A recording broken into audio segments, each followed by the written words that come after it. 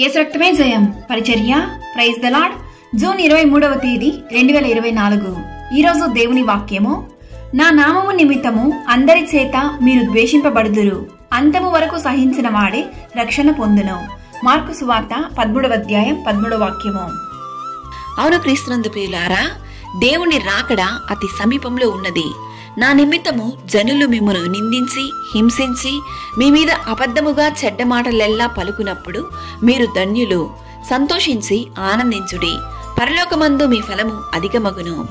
ఆత్మ విషయమై దీనులైన వారు ధన్యులు, మరియు నీతి నిమిత్తము హింసింపబడు వారు ధన్యులు, పరలోక రాజ్యము వారిది. రాబో కాలము యుద్ధములను గూర్చియు యుద్ధ సమాచారములను గూర్చియు వినునప్పుడు కలవరపడకుడి. ఇవి జరగవలసి ఉన్నవి గాని అంతము వెంటనే రాదు. జనముల మీదకి జనమును, రాజ్యముల మీదకి రాజ్యమును లేచును. అక్కడక్కడ భూకంపములు కలుగును, కరువులు వచ్చును. ఇవే వేదనలకు ప్రారంభము. ఎటువంటి సందర్భంలోనూ యేసయ్యను విడువక ఆయన యందు విశ్వాసముంచి ఆయన సన్నిధిలో వేచియుండుము. దుర్దినములు రాకముందే, సర్వాన్ని కోల్పోకముందే మారు మనసు పొందుము.